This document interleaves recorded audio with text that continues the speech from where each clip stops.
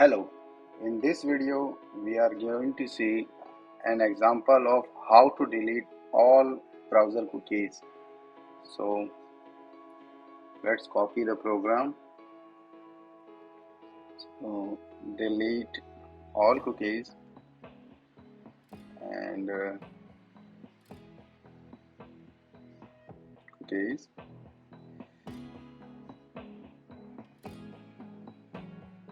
Print all the cookies and then use delete all cookies method to delete all the browser cookies and then get all the cookies after deletion.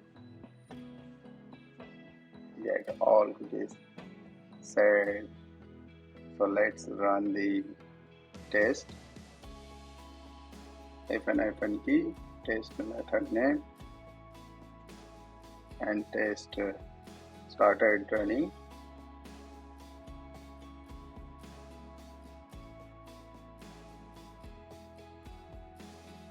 And browser instance created. Open the URL and let's open the report, and we can see these are before all the cookies and these are after deletion. There is empty list. So that's it about deleting cookies. Thank you.